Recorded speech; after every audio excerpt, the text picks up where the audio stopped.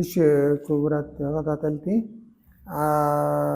ሓደ 3-4 ዓመት ክገብር ዝፀሓፍኳ መፅሓፍ ዘይተለምዱ ኣተሓሳስባታት ትብል ብትረካ መገዲ ኣብዚ ቻነል ክትዝርጋሕ ስለ ዝኾነት ኩላትኩም ሼር እናገበርኩም ላይክ እናገበርኩም ካልኡ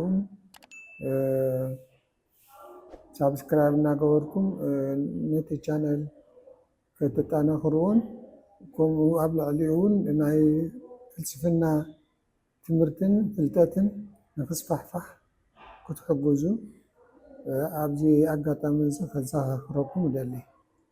ዘይልሙድ ኣተሓሳስባ ንቕሓቲ ሕሊና ጸሓፊ ኣማኑኤል ሳለ ኣንባቢ ኣማኑኤል ይብራህ መቕድም ነዚ ጽሑፍ እዚ ከቕርብ ዝደፋፍአኒ ቀንዲ ምኽንያት ነቲ ኣብ እተፈላለየ ኣጋጣሚታት ምስ ሰባት ዘካይዶ ዝነበርኩ ክትዓት ንምእካብ ወይ ጸሚቐ ንምቕራብ እዩ።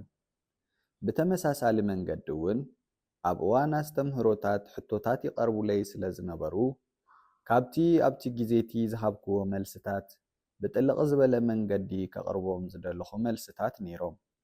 ነዚኣቶም እውን ኣብዚ ጽሑፍ እዚ ኣቐሚጠዮም ኣለኹ።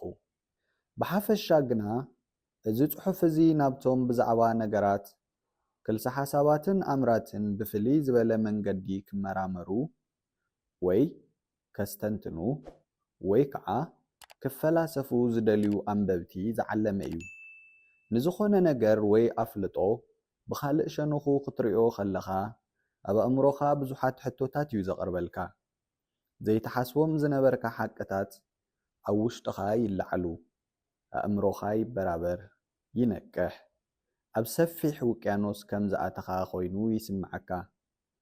ኣብዚ ኩነታት እዚ ናይ ምሕሳብን ምትንታንን ዓቕምታትካ ይዓቢ።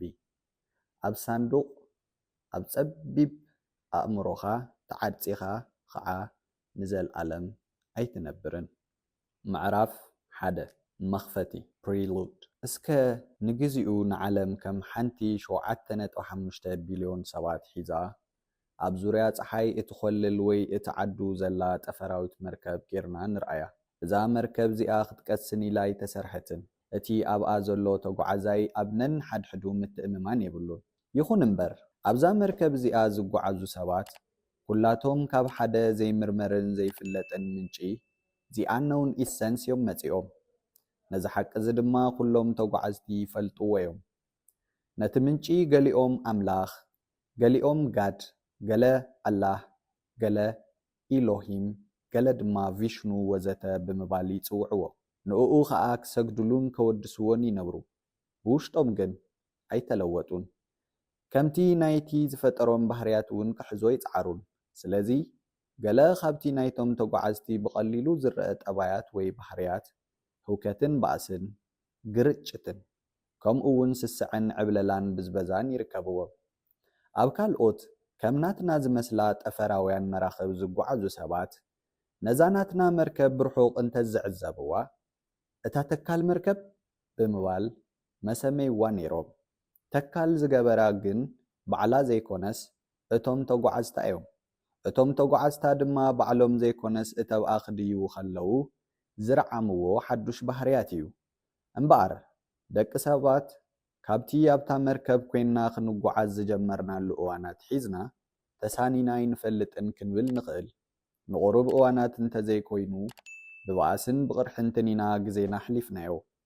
መሰረት ባእስና ድማ ኣብቲ ኩሉ ፍጡር ኣብታ መርከብ ክድይብ ከሎ ሒዝዎ ዝመፀ ናይ ምውድዳርን ምቅድዳምን ምግባትን ምዝራፍን ወይ ድማ ብሓፂሩ ናይቲ ዝሓየለ ይዕወት survival of the fittest ኣብ ዝብል ባህሪ እተመርኮሰ ይመስል።